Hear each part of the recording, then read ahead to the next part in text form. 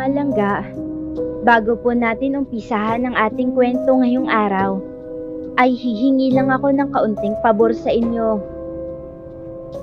Naway pakiclick po ang subscribe at like button, pati na rin po ang notification bell para lagi po kayong updated sa aming mga kwentong ibabahagi sa inyo.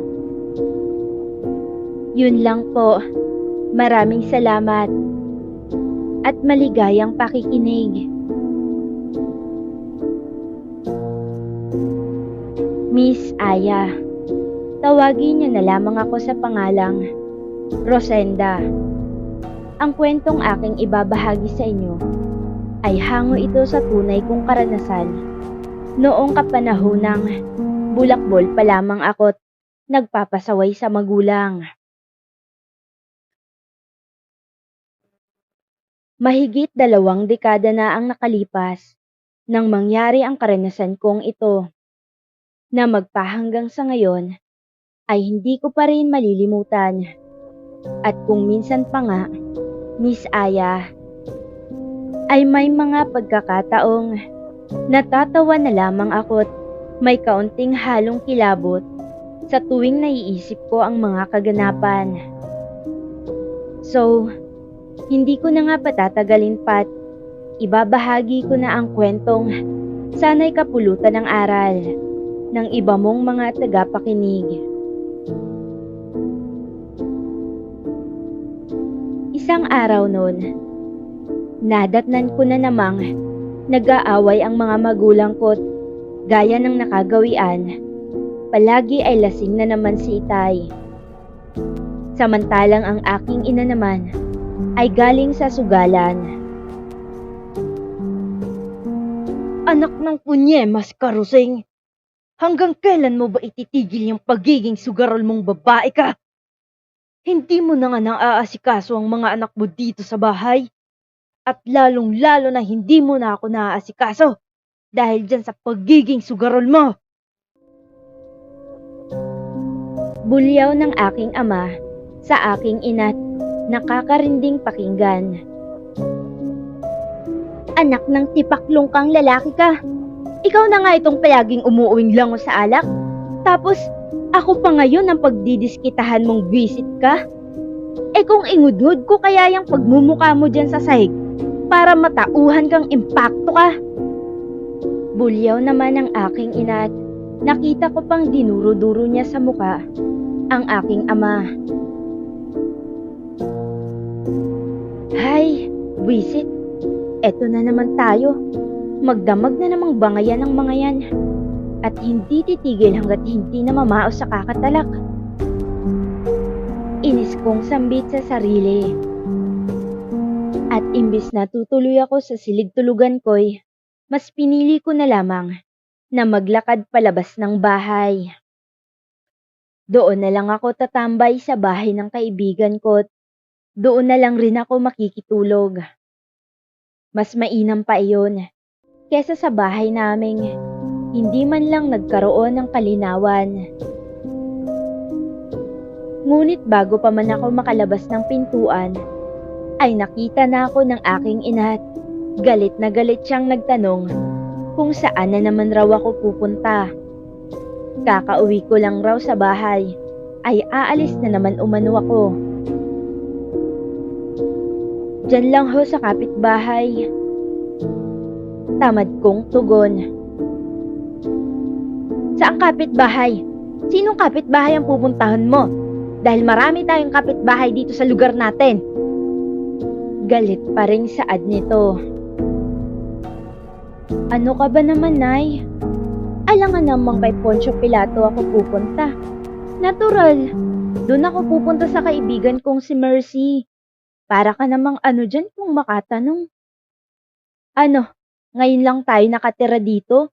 Para hindi mo alam kung saan ako tumatambay palagi? Pabalang kong sabi at nakataas ang kilay.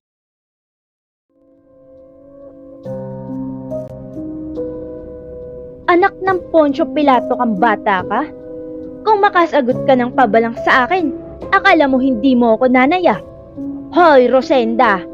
Baka nakakalimutan mong Ako ang nanay mo at iniri kita ng 10 beses bago ka lumabas sa puwerta kung buwisit ka. Kaya tigil-tigilan mo ko sa kakasagot mo ng pabalang riyan at baka ikaw ang hambalusin ko ngayon. Pagdadadakdak niyang saad. Diyos mio, Korea Santissima ka naman, Nay. Wala namang nagtanong sa'yo kung ilang beses mo akong inire. Ba't di ba naman yan sasabihin mo pa sa akin ng paulit-ulit? Inis kong wika at hindi ko na napigilan ang sarili kong pagtirikan ito ng mga mata. Lingid sa aking kaalamang, nakita pala ng aking ina ang ginawa ko. Kaya bago niya pa man ako mahambalos, ay mabilis na akong tumakbo palabas ng bahay at tinungo na ang bahay ng matalik kong kaibigang si Mercy.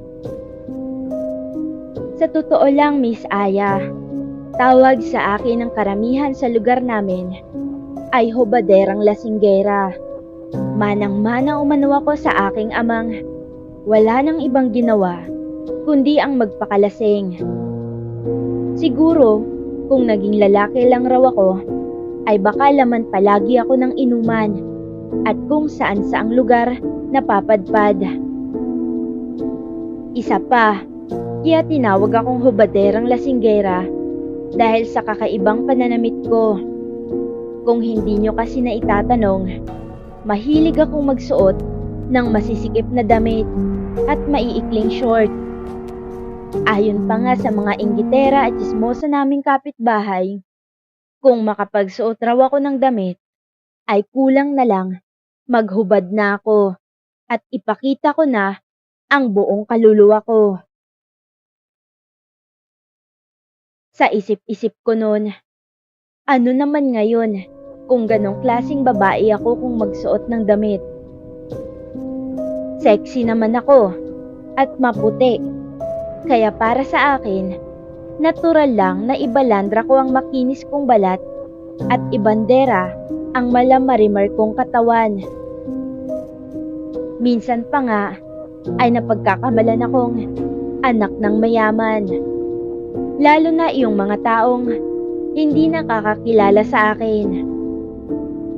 Malalabanos kasi ang balat ko at sakto lamang ang pangangatawan. Sila nga, kahit ang pangit-pangit nila at losyang na, hindi ko nga sila pinapakialaman at nilalait. Kaya't wag rin nila akong pakialaman kung ano man ang gusto kong isuot. Pero alam mo, Miss Aya, sa totoo lang, kahit na hubaderang lasinggera ako, 100% namang wala akong nobyo at berhin na berhin pa ako. Talagang mahilig lang akong makipagbarkada at makipagbardagulan. Pero marunong rin naman akong mamili ng lalaking gugustuhin ko. Hindi ako basta-bastang pumapatol. Tsaka, may dahilan naman ako kung bakit naging ganun ang pag-uugali ko. Simula pagkabata kasi, ay nakikita ko nang palaging umuuwing lasing ang aking ama.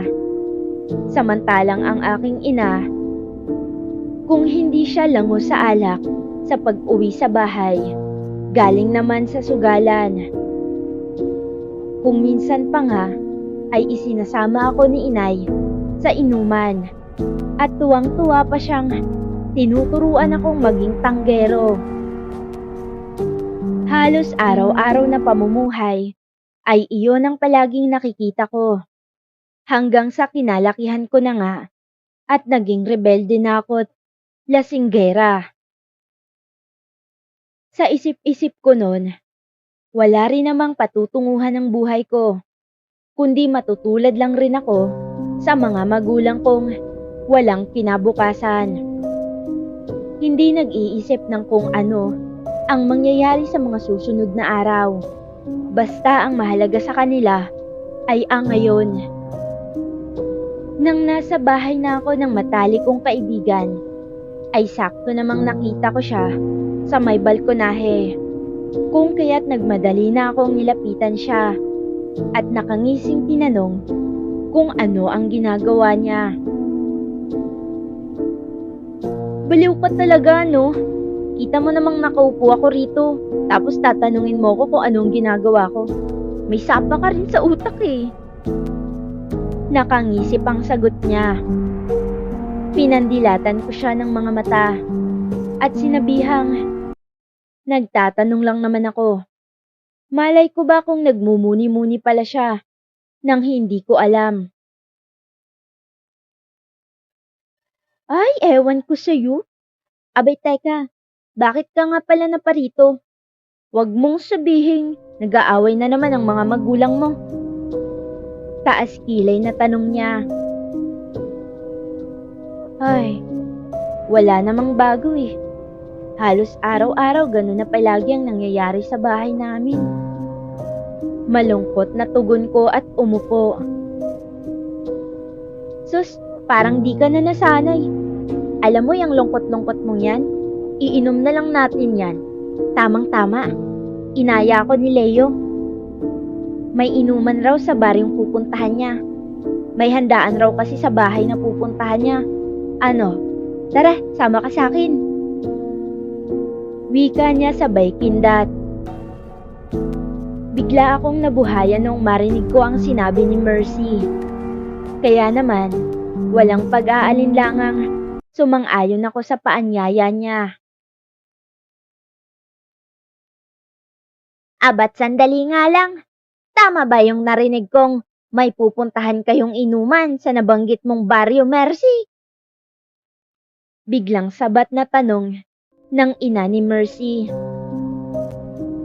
Oho, Nay. Tama nga pong narinig mo. Nakangising tugon ng kaibigan ko. Matapos niya iyong sabihin, ay mabilis na tumutol si Aling Linda. Sinabi nitong, wag na wag raw kaming papasok sa baryong iyon. Dahil sa may mga nababalitaan umano siyang may mga aswang sa lugar na iyon. Kaya hindi kami pwedeng pumunta at baka kung ano pa ang mangyari sa amin. Hay nako, Aling Linda. Tigil-tigilan niyo na po yung pakikipag-usap sa mga tsismosa nating kapitbahay. Tingnan mo nga, pati ikaw nahawa na rin sa kanila. Kung ano-ano na lang ang nasasabi. Sabat ko. Abay, totoo naman ang sinasabi ko, Rosenda. Totoong may aswang sa lugar na pupuntahan ninyo. Giit pa nito. Bakit po? Nakita niyo na ba mismo may aswang talaga sa baryong pupuntahan namin, Aber? Pabalang na tanong ko. Hindi. Nag-aalang ang tugon niya. Oh, hindi naman pala eh. Hay nako. Maniwala lamang ako kung ako na talagang makakita sa mga aswang-aswang na yan. Pero kung hindi, ekis yan sa akin, Aling Linda. Hindi ako maniniwala sa ganyang klaseng nilalang. Kwentong barbero lang ang mga yan at walang katotohanan. Wika ko pa sa ina ng kaibigan ko. Umingos ang matanda at sinabihan akong bahala raw ako kung ayaw kong maniwala. Ang mahalaga ay binalaan niya na kaming delikado ngang pumunta sa baryong binanggit ng kaibigan ko. Dahil nga sa may katigasan ng ulo naming dalawang magkaibigan, hindi kami nakinig sa babala ng ina ni Mercy. Nang araw ngang iyon, ay umalis kami, Miss Aya. Pumunta kami sa bahay ni Leo at sabay-sabay na kaming magbabarkadang pumunta sa baryong may handaan. Sa pagdaan ng mahigit isang oras, ay narating na namin ang bahay kung saan may handaan. Hindi pa man kami nakakapasok sa bakuran ng bahay, ay may namataan akong lalaki. Unang tingin ko pa lamang sa kanya, ay naagaw niya na kaagad ang atensyon ko, Miss Aya. Papaano ba naman kasi? Sa tanang buhay ko, ay iyon pa lamang ako nakatagpo ng lalaking napakagwapo. Sa hindi nga mawaring dahilan, ay biglang kumabog ng malakas ang dibdib ko, na para bang may naghahabulang mga daga. Kahit anong iwas kong huwag tingnan ng binata, ay hindi ko talaga iyon maiwasan. Nang makapasok na kami ay sinalubong si Leo ng kakilala nitong nagpakilalang Arnel. Masaya kaming pinaupo sa bakanting upuan at mesang nasa bakuran lang rin ng bahay nila. Marami-rami na kasi ang mga bisita nila noong dumating kami. Kaya't sa bakuran na ng bahay, pumwesto ang ibang mga bisita. At kabilang na roon, ang gwapong lalaking napaka-misteryoso ang dating. Pasensya na kayo ha. Marami na kasing tao sa loob. Siksika na kaya ayos lang ba sa inyong dito na kayo pumwesto? Paghingi ng paumanhin ni Arnel, habang inaayos ang mapagpagpwestohan naming magbabarkada. Ano ka ba? Ayos lang yun. Kami nga ang nahihiya dahil pumunta kami dito nang walang dalang kahit anong pangregalo sa anak mo. Tugon ni Leo, dahil binyag pala ng anak ni Arnel. Ayos lang yun. Ang mahalaga, pinaunlakan mo ang paanyaya ko. Para sa akin, isa na yung regalo. Dahil minsan lang ako magkaroon ng kaibigang taga-ibang baryo. Makahulugang tugon ni Arnel na siyang ipinagtataka ko. Nga pala, bali 5 kami noon, Miss Aya. 2 babae at 3 lalaki. Hindi kasi nakasama ang iba naming mga kabarkada dahil may trabaho ang mga ito sa bayan. Sa paglipas nga ng mga sandali at kasalukuyan ng nag-iinuman, ay napansin kong kakaiba kong makatingin sa amin ang mga kalalakihang nag-iinuman sa kabilang grupo. Kasama rin sa grupong iyon ang gwapong binata. Ngunit napansin kong bihira lamang siyang tumingin sa amin. Di gaya ng mga kainuman niyang napakalagkit ng mga titig na ipinupukol, na para bang lulunukin nila kami ng buhay. Pilit kong hindi inintindi ang mga napapansin ko. Sa isip-isip ko, baka ganun lang siguro kung makatingin ang mga iyon. Normal na siguro sa kanila ang mga tinginang ganun. Hoy Rosenda, tagay mo na oh. Abat mukhang balak mo pa yatang paabuti ng kinabukasan nitong alak na nasa baso mo. Inumin mo na. Untag na wika sa akin ni Mercy, sabay abot ng basong may lamang alak. Sinabi niya pa sa akin na nilulumot na raw ang basong may lamang alak. Kanina pa raw kasi iyon nakatambay sa harapan ko, pero hindi ko man lang pinapansin. Humingi naman agad ako ng dispensa at tinungga na nga ang alak. Sino ba kasing tinitingnan mo at kanina ka pa walang imikriyan? Mukhang ang layo ng tingin mo ah. Wika pa ni Mercy at sinundan niya kung saan ako nakatingin. Para hindi ako mahalata ni Mercy, ay kaagad na iniwas ko ang tingin sa binata.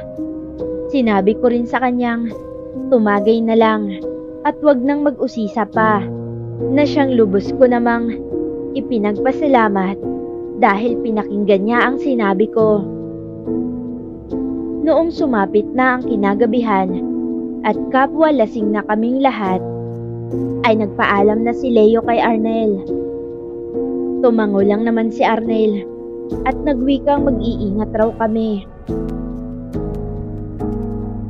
Ay teka, sandali. May dala ba kayong ilawan dyan? Gabi na oh.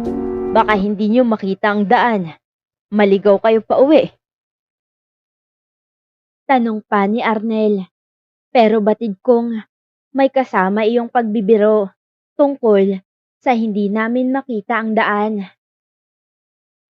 Ano ka ba? Hindi mo ba nakikita ang buwan? Ang laki kaya ng sinag ng buwan. Tignan mo nga oh. Sagot ni Leo, sabay turo sa bilog na buwan sa kalangitan. At halatang nilamon na siya ng impluwensya ng alak. Eto naman, nagbibiro lang eh. Siya, mag-iingat kayo pa uwi. At baka may mababangis na hayop riyan sa daan. Birong saad ni Arnel, sabay tawa. Ewan ko ba, Miss Aya, pero para sa akin, kahit na pabiro lamang ang sinabi ni Arnel, ay parang may laman iyon. Yun bang parang may ibig sabihin ang lahat ng mga binibitawan niyang salita. Muli na nga kaming nagpaalam rito at nagpasalamat. Tapos ay naglakad na palabas ng bakuran nila. Noong paglabas naming magkaibigan ng bakuran, ay saglit na nilingon ko ang binata. Medyo may pagsisisi akong nararamdaman kung bakit sa hinaba-haba ng oras kanina ay hindi ko man lang siya nilapitan at tinanong kung ano ang pangalan at kung saan siya nakatira. Ay, sayang naman. Ano ba yan? Hindi man lang ako nakakuha ng pagkakataong makilala ang binatang yun. Sambit ko pa at puno ng panghihinayang sa sarili't daig ko pa ang lalaking hindi nakuha ang gusto. Sa pagtingin ko nga sa kinaroroonan ng gwapong binata, ay nakita kong kausap ni Arnel ang mga iyon at parang napakaseryoso ng pinag-uusapan nila. Nang mapansin kong titingin sa gawin namin si Arnel, ay kaagad na umiwas ako ng tingin at sinabihan si Mercy na dalian na naming maglakad. Kinukutuban kasi ako ng hindi maganda. Pakiwari ko ay may mangyayaring masama sa amin ng mga oras na iyon. Dahil sa mga lasing na ang mga kaibigan ko, may tama na rin ako ng alak, ay ngumisi lang naman si Mercy at may pakanta-kanta pa nga siyang nalalaman. Ako naman, dahil hindi ako mapalagay, kung kaya't pilit ko nang hinahatak si Mercy at dinalian na ang paglalakad. Makalipas nga lang ang ilang minuto, Miss Aya, at nasa parte na kami ng walang kabahayan, ay hindi nga ako nagkamali. Sa kadahilanang bigla na lamang may malakas na huni ng wakwak ang narinig namin. At kasunod nun ay ang mga yabag ng paa na animoy mga paa iyon ng mga malalaking hayop at tumatakbo papalapit sa amin. Sandali pa kaming natigilan at pinakiramdaman kung saan ang gagaling ang mga yabag na naririnig namin. Noon ngang malaman naming nagmula iyon sa pinanggalingan namin, ay doon na kami kumaripas ng takbo. Aaminin kong mabibilis tumakbo ang mga kaibigan ko at naiiwan na nga nila ako. Kaya naman tinawag ko sila at sinabing hintayin nila ako. Subalit sadyang nabingi na yata ang mga kaibigan ko dahil sa kahit anong pagtawag ang gawin ko ay hindi nila ako marinig-rinig. Hanggang sa hindi ko na malayang may nakausling bato pala sa daan. Napatid ang paa ko, dahilan para mawalan ako ng balanse sa pagtakbot, nadapa sa lupa. Napapangiwi na lamang ako sa sakit nang maramdaman kong parang may matulis na bagay ang tumusok sa tuhod ko. Noong tingnan ko nga ang tuhod ko, ay may dugo nang umaagos roon at tumama nga iyon sa matulis na bato. Kahit na masakit ang paa at tuhod ko, ay pinilit ko pa ring tumakbo, Miss Aya. Tuluyan na nga akong naiwan ng mga walang hiya kong kaibigan at wala silang pakialam kahit na ang layo ko na sa kanila. Maya-maya pa ay naramdaman ko na ang malakas na pagpagaspas ng mga pakpak malapit sa kinaroroonan ko. Sising-sisi ako ng mga sandaling iyon. Hindi ko pinakinggan ang babala ng ina ni Mercy. Ang yabang ko kasi kanina noong kausap ko si Aling Linda. Tapos ngayon, ito na nga't nagkatotoo na ang sinasabi kong maniniwala lamang ako kapag ako na mismo ang hinabol ng aswang. Kaya't labis-labis talaga ang pagsisising nararamdaman ko. Maiiyak na sana ako sa kalagayan kong iyon dahil sa alam kong anumang sandali ay maaari akong madakot ng aswang at baka pagtulungan ako't gawing hapunan.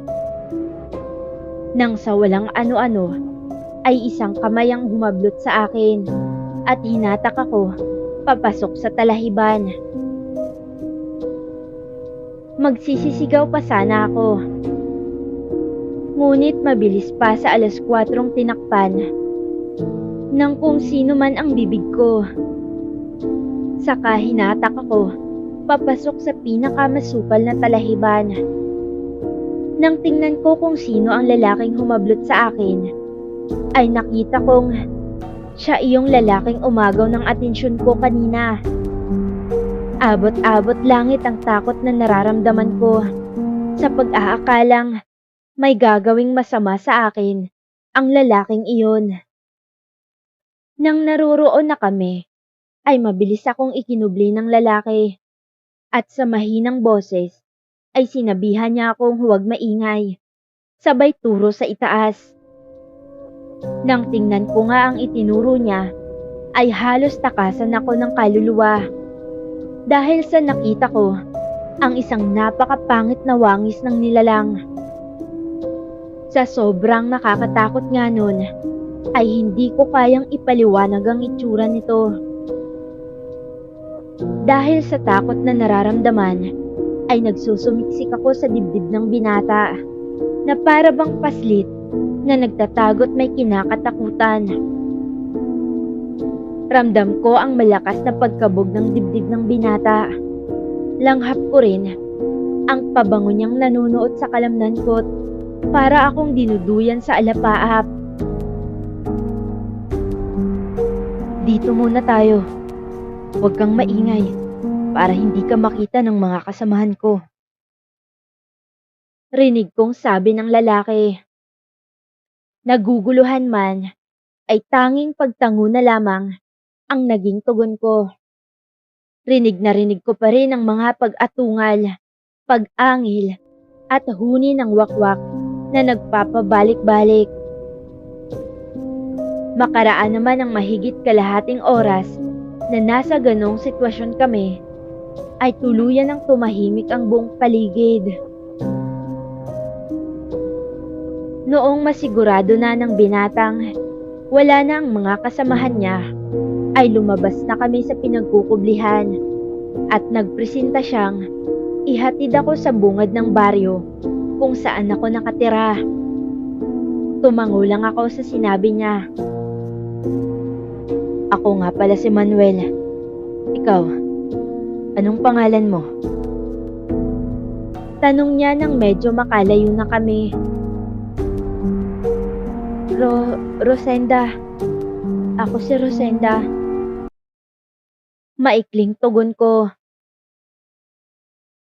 Ngumiti ang binata at nagwikang ikinagagalak niya umano akong makilala.